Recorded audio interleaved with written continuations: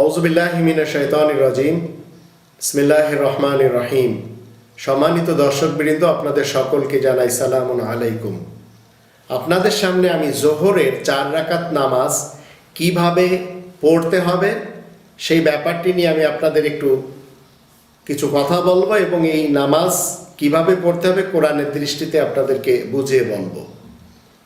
আপনি আজান শুনেছেন, এখন অজু করছেন আপনি, তো আমাকে কি করতে হবে? অজুর মধ্যে 4টি কাজ করতে হবে। উভয় হাতের বন্ধুত্ব করার স্থান আমি ধুয়ে নেব, মুখমণ্ডল ধুয়ে নেব, মাথা মুছে নেব এবং উভয় পা গ্রন্থি পর্যন্ত মুছে নেব। এটি আমার অজু। এবার আমি মসজিদে গেলাম।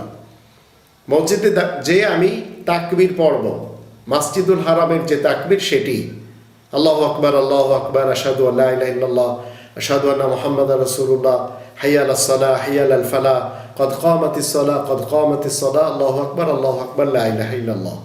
এই তাকবীর আমি দুনিয়ার যেখানে থাকি আমাকে পড়তে হবে। এরপরে আমি সালাতের জন্য 4 রাকাত জোহরের নামাজের জন্য হাত উঠাবো সিনার উপরে। হাত উঠানোর পরে আল্লাহু আকবার বলে আমি এই সিনার উপরে বাঁধব। আল্লাহু আকবার অর্থ হচ্ছে আল্লাহ সবচেয়ে বড়। এখন আমি কি করব? আমি দুয়ার আয়াত নামাজের ভিতরে ফিট করব প্রত্যেকটি জায়গায়। কেন? 2 নম্বর সূরা আল বাকারার 45 নম্বর আয়াতে আল্লাহ তাআলা নির্দেশ দিয়েছেন সাহায্য চাওয়ার উপায় দুটি। একটি ধৈর্য ধরে আপনি সাহায্য চেয়ে নিতে পারেন, অপরটি নামাজের মাধ্যম দিয়ে।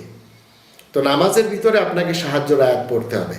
সাহায্যের সূরা আপনি পড়লে চলবে, আয়াত পড়লেও চলবে। এবার আপনি সূরা ফাতিহা পড়লেন। সূরা ফাতিহা যখন আপনি পড়লেন তখন মসজিদুল হারাম যদি হয় তাহলে সেখানে আমিন জোরে পড়তে পারবেন, অন্য কোথাও আমিন পড়া যাবে না। না যাওয়ার যে নিষেধ, এই নিষেধ সূচক বাক্য 5 নম্বর সূরা আল মাইদার 2 নম্বর আয়াতে আল্লাহ বলে দিয়েছেন ওয়ালা আমিন আল বাইতুল হারাম। আর এই বাইতুল হারামের নামাজের সিস্টেম যখন আপনি একাকী পড়বেন, আপনি পুরুষ হন অথবা মহিলা, আপনাকে ওইভাবে তাকবীর পড়তে হবে। ওইভাবে খুব বেশি জোরে না আর খুব বেশি আস্তে না, ওইভাবে আপনি নামাজে দাঁড়ালেন। যখন সূরা ফাতিহা পড়ে শেষ করলেন, এবার আপনি তার সাথে একটি দোয়ার আয়াত বা একাধিক দোয়ার আয়াত আপনি মিলায়ে বা সূরা ফালাক অথবা সূরা নাস আপনি মিলায় পড়তে পারেন। কারণ সূরা ফালাক দোয়ার সূরা, সূরা নাসও দোয়ার সূরা। কোরআনের ভিতরে 114টি সূরার ভিতরে এই 2টি সূরাই হচ্ছে দোয়ার সূরা সম্পূর্ণ। এছাড়া যদি আপনি আয়াত পড়তে চান, দোয়ার আয়াত পড়তে পারবেন। যেমন 2 নম্বর সূরা আল বাকারার 201 নম্বর আয়াতে আল্লাহ বলছেন অমিনহুম মান ইয়াকুলু রব্বানা আতিনা ফিদ দুনিয়া হাসানা ওয়া ফিল আখিরাতি হাসানা ওয়া কিনা আযাবান নার। মানুষের মধ্য থেকে যে বলছে হে আমাদের প্রতিপালক, আপনি আমাদের এই জীবনে কল্যাণ দিন আর পরকালে মহাকল্যাণ আমাদেরকে দিবেন এবং দোজখের আগুন থেকে আমাদেরকে বাঁচাবেন। এই আয়াত পড়ে আপনি এবার রুকুতে যাবেন। রুকুতে যাওয়ার পূর্বে আপনাকে হাত উঠাতে হবে, কারণ আপনি সেই সবচেয়ে বড় সেই আল্লাহ তাআলার সামনে যা আপনি পড়ছেন স্যারেন্ডার করছেন এবং আপনি বলছেন যে হ্যাঁ আল্লাহ আমি মেনে নিচ্ছি। এবার রুকুতে যাবেন আল্লাহু আকবার বলে, বা আমি যাব আল্লাহু আকবার বলে, সেখানে আমি দুয়ার আয়াত পাঠ করব। মুসলিমিনদের অনেকে ওয়াসিল্লি আমরি পড়ে থাকেন। 20 নম্বর সূরা তাহা এর 26 নম্বর আয়াত, এর অর্থ হলো হে আমার প্রতিপালক, আপনি আমার সকল কাজগুলি সহজ করে দিন। এছাড়া আরো অনেক দোয়ার আয়াত রয়েছে, আপনি সেই সব আয়াতগুলির মধ্য থেকেও পড়তে পারেন। আপনি একবার পড়েন অথবা 3 বার পড়েন, কোনো সমস্যা নেই। এর কোনো বাধ্যবাধকতা নেই, একবার পড়লেও চলবে বা একাধিকবার পড়লেও হবে। সামি আল্লাহু লিমান হামিদা বলে এবার আপনি সোজা দাঁড়াবেন। সামি আল্লাহু লিমান হামিদার অর্থ হলো ওই ব্যক্তির প্রশংসা আল্লাহ তাআলা শুনছেন যে তার প্রশংসা করছে। তাহলে এর উত্তরে আমরা দেখতে পাচ্ছি প্রশংসার আয়াত পড়তে হবে। তো প্রশংসার আয়াত সূরা ফাতিহাতে আমরা প্রথম সূরা 2 নম্বর আয়াতে আমরা দেখে নিচ্ছি আলহামদুলিল্লাহি রাব্বিল আলামিন। সমস্ত প্রশংসার একমাত্র মালিক আল্লাহ তাআলা। এবার আপনি যখন পড়লেন, পড়ার পর আবার একটু হাত উঠানোর পরে একটু সামনে উপরে বাঁধলেন এবার সিজদায় চলে গেলেন, আল্লাহু আকবার বলে প্রথমে হাঁটু রাখলেন, তারপরে হাত রাখলেন, তারপরে নাক, তারপরে কপাল রেখে আপনাকে পড়তে হবে দুয়ার আয়াতের মধ্য থেকে। অনেকগুলি দোয়া রয়েছে। আপনার যদি অর্থ সংকট থাকে, খাদ্য খাবারের সমস্যা থাকে, আপনি আল্লাহকে বলতে পারেন 3 নম্বর সূরা আলে ইমরান এর 8 নম্বর আয়াতে, রব্বানা লা তুজিগ কুলুবানা বা'দা ইয হাদাইতানা ওয়া হাব লানা মিন লাদুনকা রাহমা ইন্নাকা আনতাল ওয়াহ্হাব। হে আমাদের প্রতিপালক, আমাদেরকে আপনার পক্ষ থেকে ভরপুর রুজি দান করুন, কারণ আপনি হচ্ছেন দাতা। তো অন্নদাতা হলেন আল্লাহ, তার কাছে আমরা এই সাহায্যের আয়াত পড়তে পারি। একবার পড়েন অথবা একাধিকবার পড়েন, পড়ে আবার আপনি আল্লাহু আকবার বলে বসেন। 2-2.5 সেকেন্ড বা 1.5 সেকেন্ড, 2 সেকেন্ড, 2.5 সেকেন্ড আপনি বসলেন। এরপরে আবার আল্লাহু আকবার বলে সিজদা গেলেন, দ্বিতীয় সিজদাতে যে আপনি আবার দোয়ার একটি আয়াত পড়লেন বা এই আয়াতটি আবার পড়লেন, অথবা ওয়াসিলি আমরি পড়লেন। পড়ার পরে এবার আল্লাহু আকবার বলে সোজা দাঁড় হয়ে গেলেন। দাঁড়ানোর পরে সূরা ফাতিহা পড়লেন। সূরা ফাতিহার পরে আবার দোয়ার একটি সূরা ফালাক অথবা নাস পড়লেন বা দোয়ার কোনো আয়াত পড়লেন। দোয়ার আয়াত পড়ার পরে আপনি এবার রুকুতে যাচ্ছেন আল্লাহু আকবার বলে। রুকুতে যাওয়ার পূর্বে আপনি আবার হাত উঠাচ্ছেন। রুকুতে যেয়ে আপনি দোয়ার আয়াত পাঠ করতেছেন, 2-3 বার পড়েন অথবা একবার পড়েন। ওয়াসিলি আমরি পড়েন, যা সবচেয়ে বেশি সহজ এবং তার অনুবাদ এত বেশি বিশাল যে যত কাজ আমার জীবনে রয়েছে আল্লাহ তুমি সহজ করে দাও, ওয়াসিলি আমরি।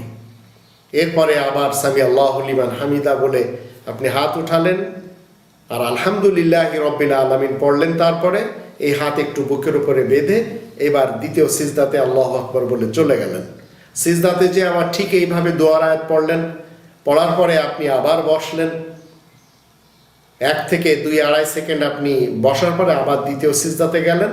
এরপরে আপনি বসলেন প্রথম বসা, 4 রাকাত নামাজের প্রথম বসা, জোহরের নামাজের। এই জায়গায় আপনি দুয়ার কোনো আয়াত পাঠ করতেছেন। কোরআনের ভিতরে অনেক, এই কোরআনে দুয়ার আয়াত ভরা। আপনার যে দোয়া ইচ্ছা সেই দোয়া আপনি পড়তে পারেন। আপনি দেখা গেল 12 নম্বর সূরা ইউসুফ এর শেষে একটি সুন্দর জামে দোয়া রয়েছে। এই দোয়াটি আপনি যদি পড়েন, এখানে বলা হচ্ছে রব্বি কদ আতাইতানি মিনাল মুলক ওয়া আল্লামতানি মিন তাওয়িলিল হাদিস ফাতিরাস সামাওয়াতি ওয়াল আরদ আনতা ওয়ালিয়্যি ফিদ দুনিয়া ওয়াল আখিরাহ তাওয়াফানি মুসলিমা ওয়া আলহিকনি বিসসালিহিন। 12 নম্বর সূরা ইউসুফের 101 নম্বর আয়াত, এই দোয়ার আয়াত ইউসুফ রাসূল তিনি করেছিলেন। আপনি আমি করতে পারি। হে আমার প্রতিপালক, আপনি আমাকে দেশের একটি অংশ দিয়েছেন এবং আমাকে আয়াতের ব্যাখ্যা শিক্ষা দিয়েছেন।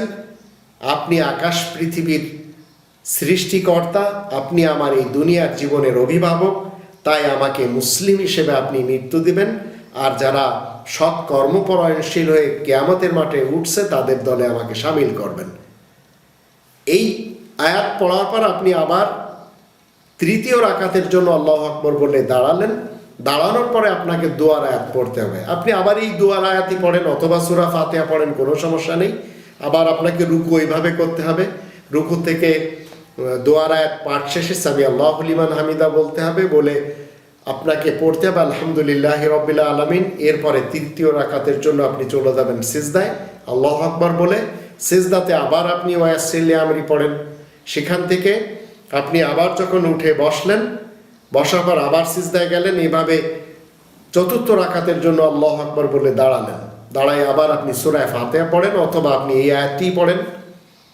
এরপরে আবার আল্লাহু আকবার বলে রুকুতে গেলেন, সামি আল্লাহু লিমান হামিদা বলে আবার দাঁড়ালেন। রুকুতে দোয়ার আয়াত, সামি আল্লাহু লিমান হামিদার পরে আলহামদুলিল্লাহি রাব্বিল আলামিন। এরপরে সিজদায় চলে গেলেন, চতুর্থ রাকাতের প্রথম সিজদা।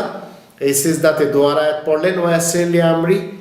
আবার বসলেন, বসার পরে আবার শেষ সিজদা করলেন। এরপরে যখন আপনি সর্বশেষ বসবেন, এবার আপনি আবার এই আয়াত পড়েন, 12 নম্বর সূরা ইউসুফের 101 নম্বর আয়াত, অথবা অন্য কোনো আয়াত আপনি পড়েন বা এর সাথে অন্য আয়াত মিলান।